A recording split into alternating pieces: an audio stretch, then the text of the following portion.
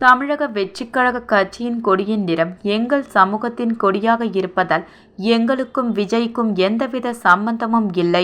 வெள்ளாளர் முன்னேற்றக் கழக நிறுவன தலைவர் திருச்சியில் ஹரிஹரன் தெரிவித்துள்ளார். தமிழக வெற்றிக் கழகத்தின் தலைவர் விஜய் தனது கட்சி கொடியை கடந்த 22ஆம் தேதி சென்னை பனையூரில் உள்ள கட்சி அலுவலகத்தில் வெளியிட்டார்.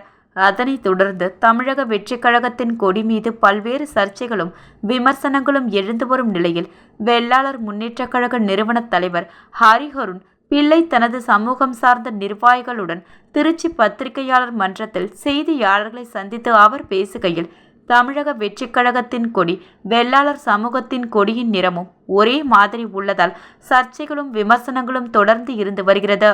வெள்ளாளர் சமுதாயத்திற்கும் எங்கள் சமுதாய அமைப்பிற்கும் விஜய்க்கும் எந்த சம்பந்தமும் கிடையாது.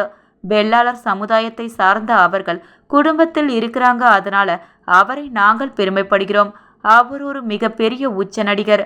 அவர் பொதுவானவர், அத்தனை சமுதாயத்திற்கும் ஒரு பொதுவானவர். அத்தனை மதங்களையும் கடந்து அத்தனை ஜாதிகளையும் கடந்து அவர் ஒரு பொதுவான ஆளா இருக்கிறதுனால தான் இன்னைக்கு ஒரு மிகப்பெரிய நடிகராக உச்ச நடிகராகவும் இருக்கிறார்.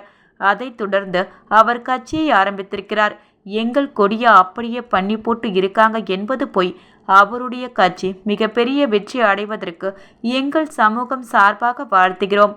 எங்கள் சமூகத்தை சேர்ந்தவர்கள் அவர்கள் குடும்பத்தில் மற்றும் அவருடன் நிறைய பேர் இருக்கிறார்கள்.